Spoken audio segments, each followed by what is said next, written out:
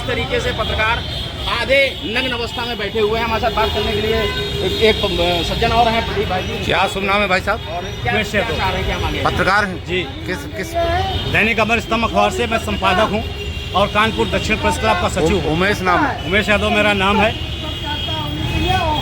आपने मेरे उत्तर प्रदेश सरकार माननीय प्रमुख सचिव गृह को शिकायत किया? मुख्यमंत्री जी को मैंने लेटर भेजा, वो मुख्य कमिश्नर सचिव साहब को मैंने लेटर दिया, ज्ञापन दिया, लेकिन आज तक मुकदमा नहीं लिखा गया। और मैंने जो खबरें भूमाफियाओं के खिलाफ चलाई, पुलिस ने मेरे ऊपर फर्जी मुकदमा लिख के और गुंडा एक्ट की कार्रवाई कर दी। उस खबर को पुरजोर तरीके से चलाया। जो तथाकथित पत्रकार हैं वो उस खबर को मैनेज कर रहे थे, वो उस संस्थानों से जुड़े थे, उस हॉस्पिटलों से जुड़े थे, उन लोगों से जुड़े थे कि जो चाह रहे थे कि ये खबर न चले। लेकिन राजन पत्रकार ने वो खबर, राजन पत्रकार की निराकरण हुआ। ये इस पे ITBP के जवान वर्तमान आए में और उस पर दोबारा जांच हुई। एक पत्रकार है पेशे से, उस पर एक्शन हुआ और इन पहले पर उनको मुकदमा दायर किए गए हैं। दे दी गई थी, लेकिन दोबारा जब खबर चलाई गई, राजन केसरवानी जी ने, अन्य पत्रकारों ने इस खबर को उठाया तो उस पर दोबारा जांच हुई और उस जांच पे वो आरोपित पाए गए वो सब, और उस पर जांच रिपोर्ट लगाई गई। इसलिए पत्रकारों की खबर को दबाया जा रहा है, उसका मैं पुरजोर विरोध करता हूं। कानपुर दक्षिण प्रेस क्लब द्वारा जो आज यहाँ पे एक एक्टिविटी की जा रही है, इसके पहले लगातार तकरीबन एक हफ्ते पहले 23 मई को ये प्रकरण हुआ था, जिसमें नमस्कार, मैं ममता देवी, राजधानी न्यूज 24 से। आज कानपुर के घंटाघर चौराहा भारत माता की प्रतिमा के पास कानपुर के पत्रकारों द्वारा पत्रकारों पर ही हो रहे हमले और पत्रकारों की आवाज को दबाने के विरोध में अर्धनग्न प्रदर्शन किया गया। पत्रकारों ने मीडिया के सामने अपनी बातों को रखा और अब यहां से समस्त पत्रकार साथी माननीय मुख्यमंत्री योगी आदित्यनाथ के दरबार के लिए लखनऊ कूच कर रहे हैं। आमतौर पर पत्रकारों पर हमले के पीछे कारण होते हैं कि उन्होंने भ्रष्टाचार, आपराधिक गतिविधियों व संवेदनशील मुद्दों पर खबरें चलाई, जिससे शक्तिशाली लोग या समूह प्रभावित हुए। साथ ही मीडिया की आज़ादी दबाने की कोशिश और डर के माहौल में सवाल उठाने की प्रवृत्ति भी एक बड़ी वजह बनती है। एक जवान की मां का हाथ इलाज की लापरवाही के कारण काटा गया, जिसके बाद वो कानपुर कमिश्नर हाउस पहुंचे। ITBP जवान और उनके साथी हथियारों के साथ कमिश्नरेट पहुंचे और अस्पताल के बाहर खिलाफ कार्रवाई की मांग की। हालांकि अस्पताल को क्लीन चिट मिलने के बाद भी जवान असंतुष्ट है और उन्होंने दोबारा जांच की मांग की है। देखते रहिए जीरो ग्राउंड से हमारे विशेष संवाददाता राजेंद्र प्रताप सिंह की खास रिपोर्ट। नमस्कार।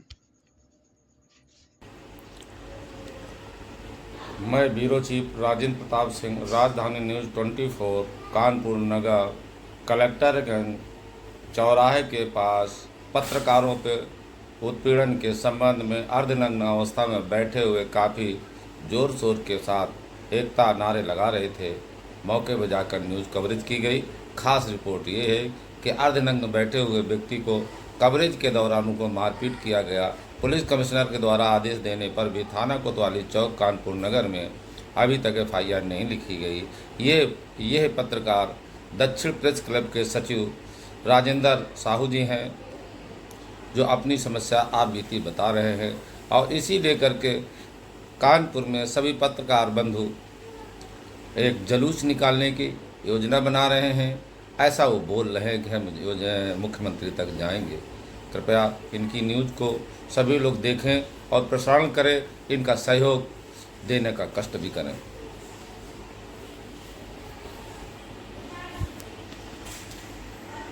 उस खबर को पुरजोर तरीके से चलाया।